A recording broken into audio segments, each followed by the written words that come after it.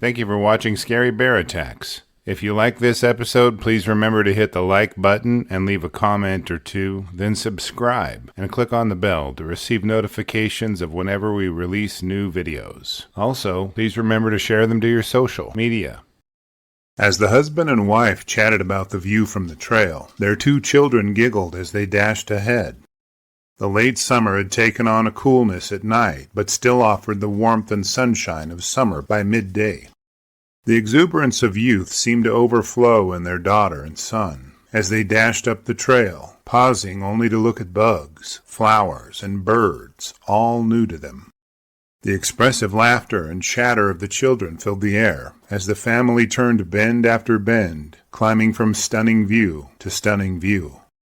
As the trail narrowed, it parted a patch of wild raspberries, still glimmering with the morning dew. Having vented her energy, the little sister lagged behind her brother, who ran up the trail through the patch. The boy's parents watched as he suddenly slowed, his face now awash in fear.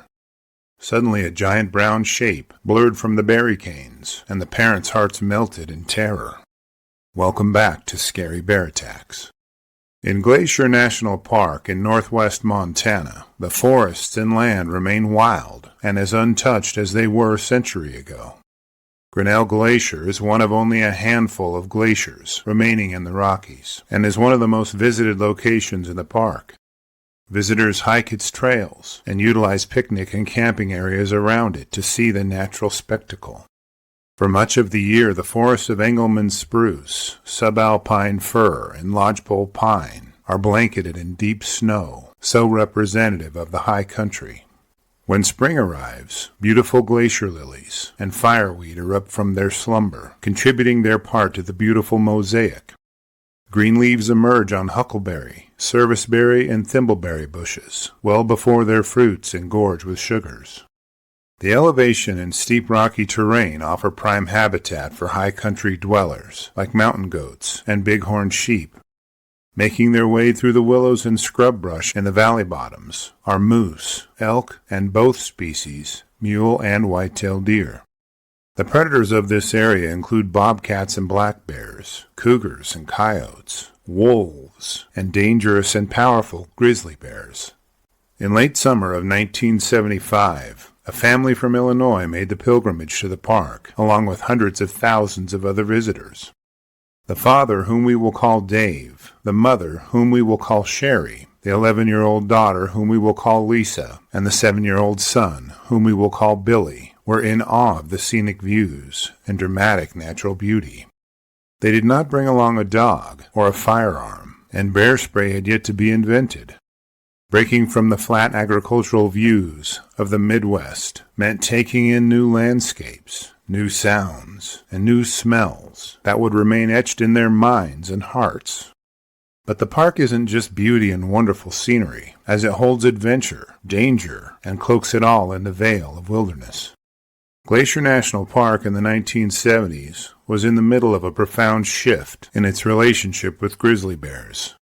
Only 8 years earlier, in 1967, the infamous Night of the Grizzlies claimed the lives of 2 young women at Granite Park and Trout Lake, forcing the Park Service to close open garage dumps and change how it managed visitor-bear interactions. In the years that followed, bear attacks declined, but never disappeared.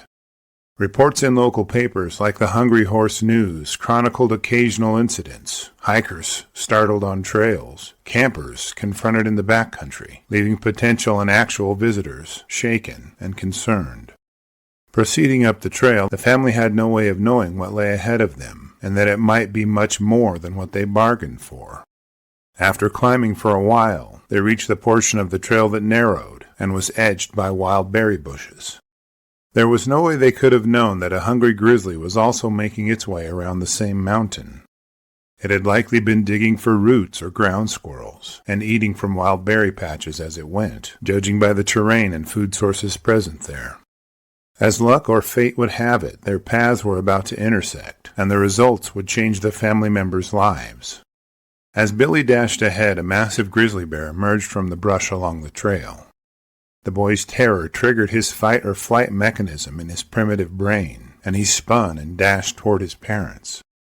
Now they say never run from a bear, as it may trigger its predatory instincts. But when the grizzly saw not one, but 4 people so near to it, a cocktail of instincts was likely triggered. Charging toward the family, the grizzly first encountered Lisa, as she was frozen in fear on the trail. With a single swat of its paw, the young girl went flying. The strike tore gashes in the flesh of her shoulder and upper arm, and likely left her senseless. Overtaking Billy in a few bounds, the bear swatted him to the ground as well, leaving gashes from its claws wherever they touched his flesh. The parents now had witnessed their children being attacked while they yelled and screamed instructions from only a few feet away. The grizzly wasn't finished yet, though, as it saw each person as a threat far too close for comfort and safety.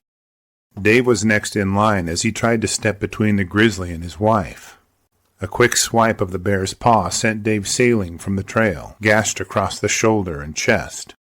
Sherry, frozen vulnerably in the trail, was next in line to draw the bear's wrath, and she seemed to have borne the brunt of it. In a vicious swipe to her head, the bear left deep gashes across her face and the same side of her head. She was knocked flat by the blow as the bear disappeared into the brush off the trail.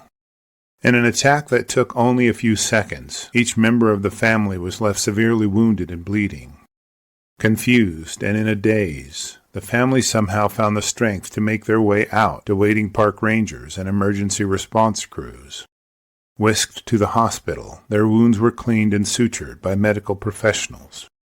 They survived, but each of them bore the physical scars that bound them as a family and as survivors. The mental scars, however, would take each of them time to heal and recover from. As for the bear's motives in the attack, it was acting out of defensive instincts, as the initial surprise encounter with Billy was at close range. As it encountered additional family members, the grizzly's sense of danger likely increased, and it saw the need to disable each of them before fleeing the encounter. The bear was not defending a cached animal carcass, and no cubs were observed near the attack site. Speaking of cubs, our Cub Tier membership on Patreon, linked below, will give you ad-free early access to episodes, photos, and notes, and the $3 per month goes a long way in helping me continue to produce educational and entertaining content like this. Following the attack, park rangers and wildlife authorities deemed the bear's actions as defensive and decided to take no action in removing it from the park's bear population. The state of Montana currently hosts the largest population of grizzly bears in the lower 48, at around 1,100 bears over its 145,470 square miles. This leaves the state with a grizzly bear density of 1 bear per 145 square miles, including urban and uninhabited areas. Glacier National Park encompasses just over 1,000 square miles of prime bear habitat. With a grizzly population of over 330 bears, the population density is estimated to be about 1 bear for every 3 square miles today.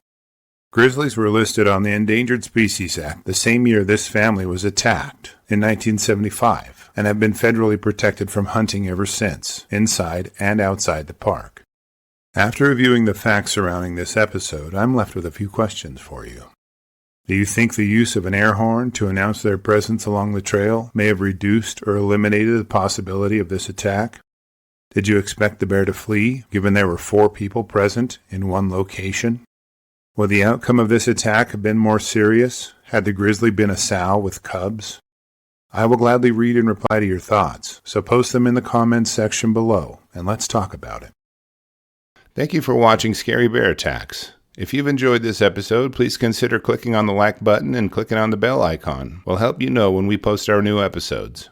Posting our video links to your social media profiles furthers awareness, and it's fun. We slashed our prices in our merch store, linked below, so check out the bargains there while you shop. As a member of our human community, remember to adventure bravely and be careful out there, especially in bear country.